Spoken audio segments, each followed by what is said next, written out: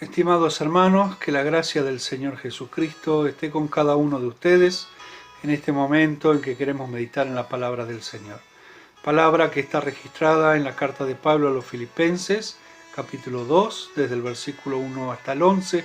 Especialmente queremos considerar en este día las palabras del versículo 5.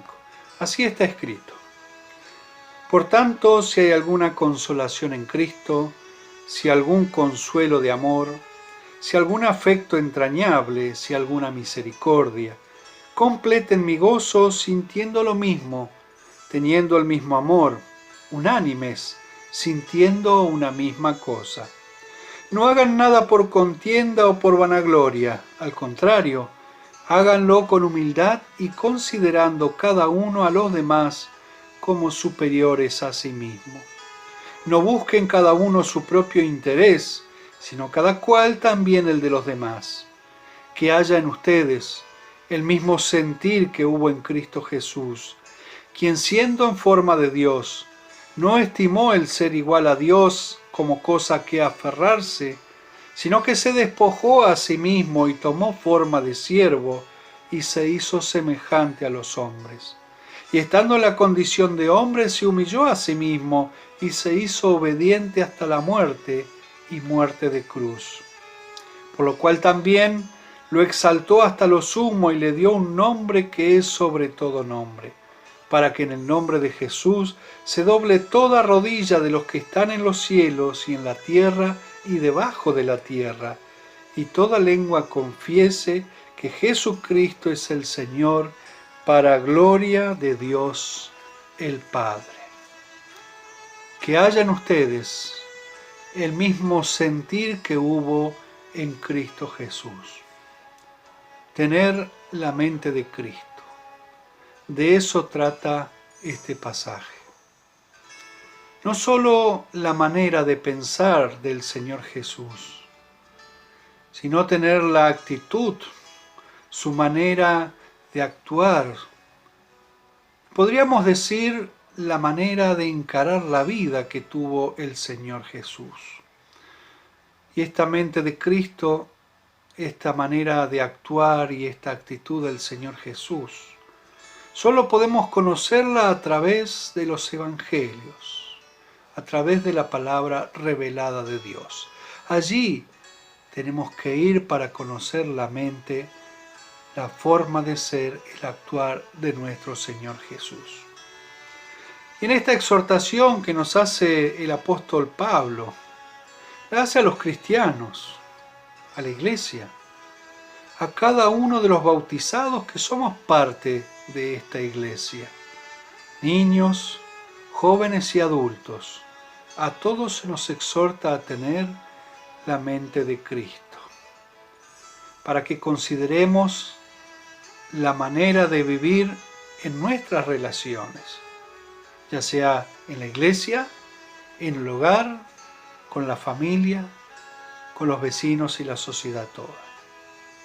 Y a partir de nuestro texto, hoy quiero traer algunas preguntas para que podamos observarnos, para que podamos mirar dentro de nuestras mentes y de nuestros corazones.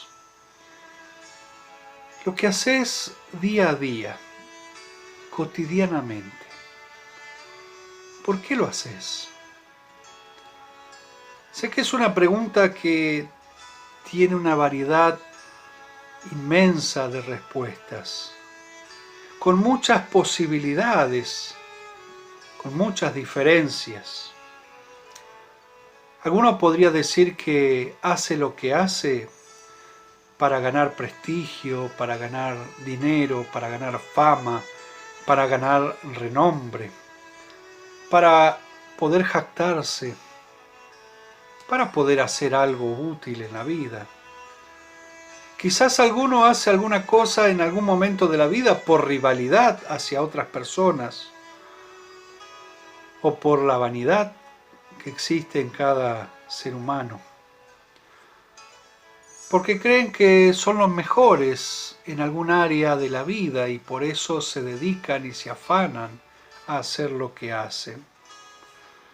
Algunos porque se sienten obligados, y otros porque son obligados. Alguien tal vez podría responder, yo hago lo que hago porque soy bueno en esto que hago. Y así una infinidad de respuestas. ¿Y vos? ¿Por qué haces lo que haces? Esta es una pregunta que nos hace ver que seguramente encontramos algunas respuestas que no nos agradan demasiado, que delatan y demuestran también nuestras actitudes quizás mezquinas o egoístas. Otra pregunta que surge a partir del texto bíblico. ¿Cómo vemos a las demás personas? ¿Cómo ves a los demás? Y con esta pregunta me refiero a los hermanos en la iglesia, a los miembros de tu familia, a aquellos que están cerca tuyo. Pablo nos dice que veamos a los demás como superiores a nosotros mismos, como personas que están por encima de nosotros, no porque sean autoridades, sino porque pueden ser personas más sabias o que tienen una mayor sabiduría que la nuestra, o personas que tienen más necesidades que las que tenemos cada uno de nosotros. Preguntarnos y responder esto nos ayuda a entender la necesidad que tenemos de ser humildes. Y la humildad nos ayudará a la hora de requerir ayuda o a la hora de brindarla. La humildad es necesaria para que estemos centrados en quiénes somos, reconociendo ante los demás también quiénes somos. Lo que hagan, dice Pablo, háganlo con humildad. Y esto lo dice en el versículo 3. Y no solo háganlo por sus intereses personales, sino también consideren los intereses de las demás personas.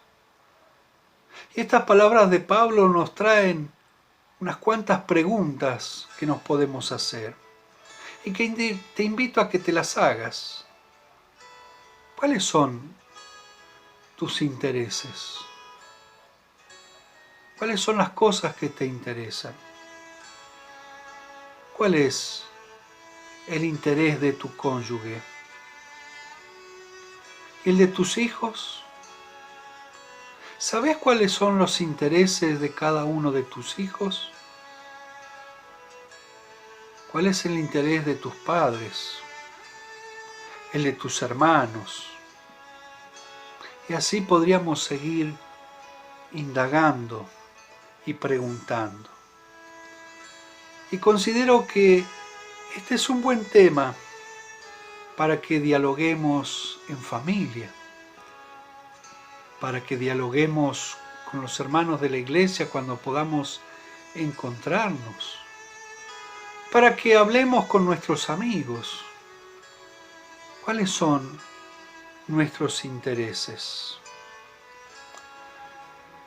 Sin duda que aquí también cuando nos preguntamos y nos respondemos con total sinceridad, vamos a encontrar que algunos intereses que podamos tener son intereses egoístas, mezquinos, y que nacen a veces de nuestra propia vanidad.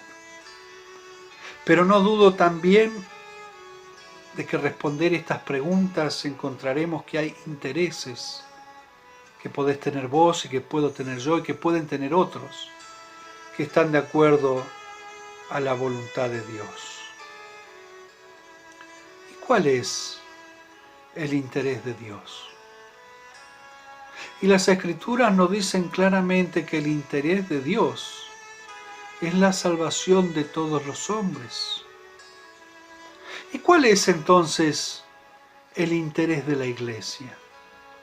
¿Cuál es, como miembros de la Iglesia, nuestro interés? ¿Cuál fue el interés de Jesús, nuestro Señor? Y a partir de su vida, que se nos relata en los Evangelios, de sus palabras que están reflejadas y escritas allí, sabemos que el interés de Jesús fue ser obediente a la voluntad del Padre. Que el interés de Jesús fue manifestar a los hombres, a la humanidad, el amor de Dios y darlo a conocer como un Dios que es justo, pero que también un Dios que es compasivo y lleno de misericordia. El interés de Jesús pasó por ser el Salvador de la humanidad. Por eso Jesús hizo lo que hizo, que nos trae en nuestro texto hoy el apóstol Pablo. Y qué lindo es preguntarse y poder responder, ¿y qué hizo Jesús? Y Él, siendo Dios, estando en la gloria, dice Pablo, no se aferró a ello, no se sujetó a ello, sino que se despojó a sí mismo, se vació de su divinidad. Él, que es Dios, dejó su divinidad a un lado para hacerse hombre, para hacerse como uno de nosotros y morir en la cruz, la vergonzosa muerte de la cruz, para pagar el precio de nuestro perdón, para pagar el precio de nuestro rescate y así lograr nuestra salvación. Eso es lo que hizo Jesús. Y no nos queda duda que su gran motivación fue el amor a Dios y el amor a la humanidad.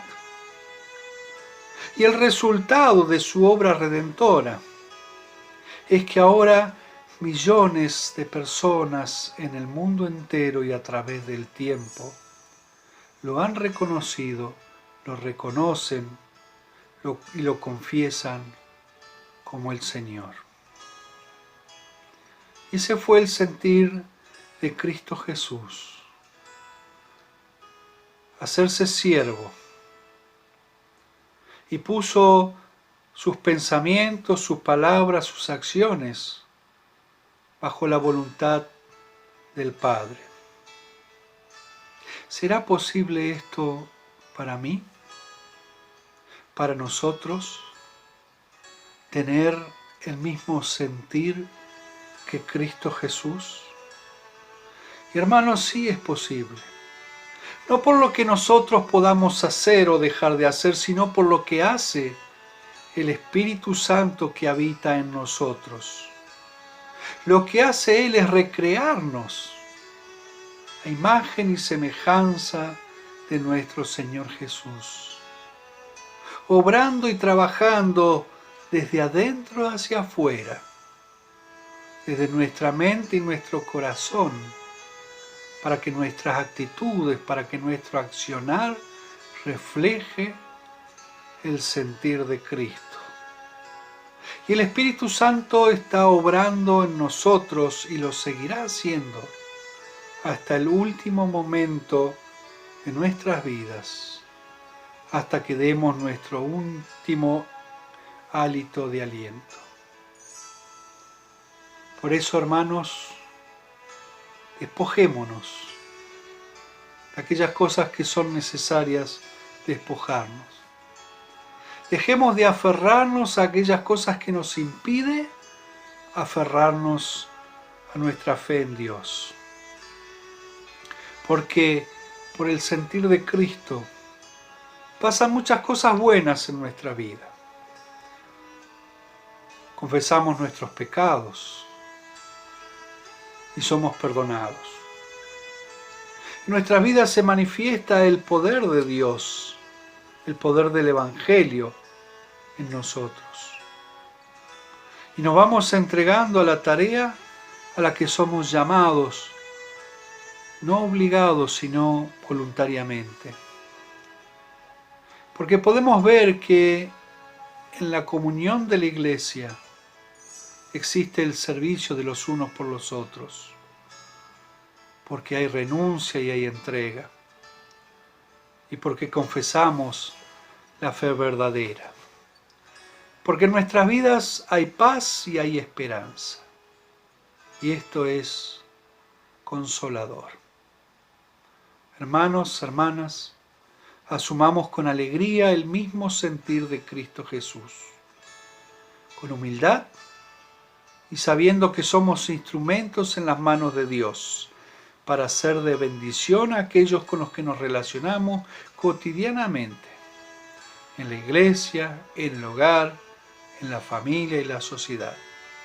Permitamos que el Señor se manifieste a los demás a través de nuestros pensamientos, de nuestras palabras y nuestras acciones, porque esto es vivir en la libertad bajo la gracia de Dios. Que así sea. Amén.